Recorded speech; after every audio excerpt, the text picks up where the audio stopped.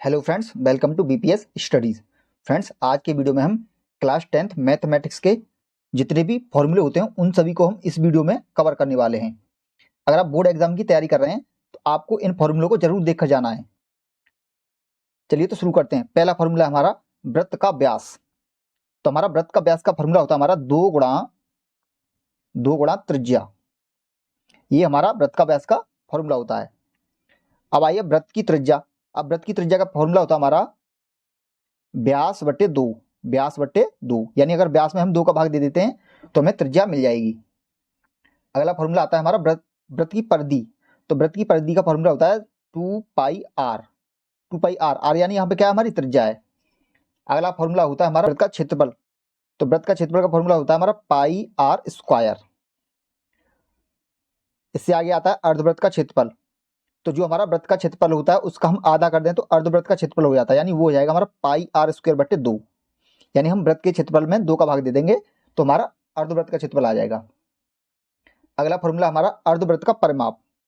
तो अर्धवृत्त का परिमाप का फॉर्मूला हो जाएगा हमारा पाई ब्रैकेट में पाई प्लस 2, यहाँ पे आर है, आर ब्रैकेट में पाई प्लस 2 हो जाएगा हमारा। अगला फॉर्मूला होता है हमारा त्रिज्या खंड का क्षेत्रफल। तो त्रिज्या खंड का क्षेत्रफल होता है हमारा theta upon 360 into pi r square. ये हमारा त्रिज्या खंड का क्षेत्रफल हो जाता है। अगला फॉर्मूला होता है चाप की लंबाई। तो चाप की लंबाई का फॉर्मूला हो जाता है हमारा theta upon 360 into 2 pi r. अगला फॉर्मूला चतुर्थांश का क्षेत्रफल। तो चतुर्थांश यानी वृत्त का चौथा हिस्सा। तो यहाँ इसका हो जाता है हमारा 1/4 पाई आर स्क्वायर, यानी वृत्त के क्षेत्रफल का हम 1/4 कर देंगे तो हमें चतुर्थांश का क्षेत्रफल मिल जाएगा। अगला फॉर्मूला हमारा वलय का क्षेत्रफल। तो ये इसका फॉर्मूला होता है हमारा पाई आर स्क्वायर और स्मॉल आर स्क्वायर। अगला है वृत्त खंड का क्षेत्रफल। तो इसका क्षेत्रफल होता है हमारा आर स्क्वायर ब्रैकेट में pi theta upon 360 minus 1/2 sine theta. ये हमारा वृत्तखंड का क्षेत्रफल होता है। अगला है हमारा समबाहु त्रिभुज का क्षेत्रफल। तो समबाहु त्रिभुज का क्षेत्रफल होता है हमारा √3/4 भुजा का स्क्वायर। ये हमारा समबाहु त्रिभुज का क्षेत्रफल हो जाता है। अगर बात करें त्रिभुज का क्षेत्रफल तो इसका फॉर्मूला होता है 1/2 आधार गुणा ऊंचाई। ये हमारा त्रिभुज का क्षेत्रफल होता है। अगला फॉर्मूला हमारा घन का आयतन। तो घन का आयतन का फॉर्मूला होता है भुजा का क्यूब। जो हमारी भुजा है उसका हमें घन करना है। अगला फॉर्मूला घन का विकर्ण। तो घन का विकर्ण का फॉर्मूला होता है √3 गुणा भुजा। √3 गुणा भुजा हमारा घन का विकर्ण हो जाएगा। अगला फॉर्मूला होता है हमारा घन का वक्र पृष्ठ। तो घन का वक्र पृष्ठ का फॉर्मूला होता है 4a स्क्वायर। अगला फॉर्मूला घन का कुल पृष्ठीय क्षेत्रफल। कुल पृष्ठीय क्षेत्रफल की बात करें तो उसके 6 पृष्ठ आ जाएंगे तो उसका हो जाएगा हमारा 6a स्क्वायर। ए क्या है यहाँ पे, ए हमारी भुजा है। अगला फॉर्मूला देखते हैं। अगला फॉर्मूला घनाभ का आयतन। तो घनाभ का आयतन होता है L into B into H, यानी लंबाई गुणे चौड़ाई गुणे ऊंचाई। अब आया घनाभ का विकर्ण। तो विकर्ण का फॉर्मूला होता है हमारा लंबाई का स्क्वायर चौड़ाई का स्क्वायर प्लस ऊंचाई का स्क्वायर अंडर रूट में। अब आया घनाभ का पृष्ठीय क्षेत्रफल।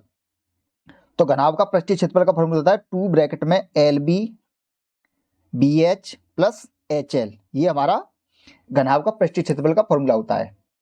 अगला फॉर्मूला हमारा बेलन का संपूर्ण पृष्ठीय क्षेत्रफल। तो बेलन का संपूर्ण पृष्ठीय का क्षेत्रफल होता है हमारा 2 पाई r ब्रैकेट में H प्लस R। ये हमारा बेलन का संपूर्ण पृष्ठ का क्षेत्रफल होता है। अब आया बेलन का वक्र पृष्ठीय क्षेत्रफल। तो बेलन का वक्र पृष्ठ का क्षेत्रफल होता है 2 पाई RH। ये हमारा बेलन का वक्र पृष्ठीय क्षेत्रफल होता है। अगला फॉर्मूला हमारा बेलन का आयतन। तो बेलन का आयतन का फॉर्मूला होता है पाई आर स्क्वायर H। अगला फॉर्मूला है खोखले बेलन का आयतन। तो खोखले बेलन का आयतन हो जाएगा हमारा पाई H ब्रैकेट में capital R square minus small r square. अगला फॉर्मूला है हमारा शंकु का आयतन। तो शंकु का आयतन होता है हमारा 1/3 पाई आर स्क्वायर H। अगला फॉर्मूला शंकु का वक्र पृष्ठीय क्षेत्रफल। तो शंकु का वक्र पृष्ठीय क्षेत्रफल होता है हमारा पाई आर एल। ये हमारा शंकु का वक्र पृष्ठीय क्षेत्रफल होता है। अगला फॉर्मूला है शंकु का संपूर्ण पृष्ठीय क्षेत्रफल। तो संपूर्ण में होता है हमारा पाई आर ब्रैकेट में एल प्लस आर। ये हमारा शंकु का संपूर्ण पृष्ठीय क्षेत्रफल हो जाएगा। अगला फॉर्मूला गोले का आयतन। तो गोले का आयतन होता है हमारा 4/3 पाई आर क्यूब। अगला गोले का क्षेत्रफल यानी गोले का पृष्ठीय क्षेत्रफल। तो गोले का पृष्ठीय क्षेत्रफल होता है हमारा 4 पाई आर स्क्वायर। अगला हमारा अर्धगोले का आयतन। तो गोले का आयतन हमारा 2/3। तो अर्धगोले का हो जाएगा, गोले का 4/3, तो गोले का हो जाएगा 2/3 पाई आर क्यूब। अर्धगोले का पृष्ठीय क्षेत्रफल हो जाएगा हमारा 3 पाई आर स्क्वायर। अगला हमारा अर्धगोले का वक्र पृष्ठीय क्षेत्रफल। तो ये होगा 2 पाई आर स्क्वायर। अगला फॉर्मूला हमारा वर्ग चिन्ह। तो वर्ग चिन्ह का फॉर्मूला होता है उच्च सीमा प्लस निम्न सीमा बटे 2। ये हमारा वर्ग चिन्ह का फॉर्मूला होता है। बटे में हम 2 लगा देंगे। अगला फॉर्मूला हमारा परिसर का। तो इसका फॉर्मूला होता है हमारा उच्चतम मान माइनस निम्नतम मान। ये हमारा परिसर का फॉर्मूला हो जाएगा। अगला फॉर्मूला माध्य का। तो माध्य का फॉर्मूला होता है हमारा sigma F x upon sigma F. ये हमारा माध्य का फॉर्मूला हो जाएगा। अगला फॉर्मूला देखते हैं। अगला फॉर्मूला हमारा माध्यिका का फॉर्मूला हो जाएगा हमारा L plus n/2 minus C F upon F into H. ये हमारा माध्यिका का फॉर्मूला हो जाएगा। और लास्ट फॉर्मूला हमारा बहुलक का फॉर्मूला हमारा L plus F0 minus F1 upon 2F0 minus F1 into F2 into H। ये हमारा बहुलक का फॉर्मूला हो जाएगा। तो फ्रेंड्स, ये कुछ महत्वपूर्ण फॉर्मूले थे जिन्हें हमने इस वीडियो में कवर किया है। अगर आपको हमारा वीडियो पसंद आया तो वीडियो को लाइक करें, शेयर करें और चैनल को सब्सक्राइब करें। धन्यवाद।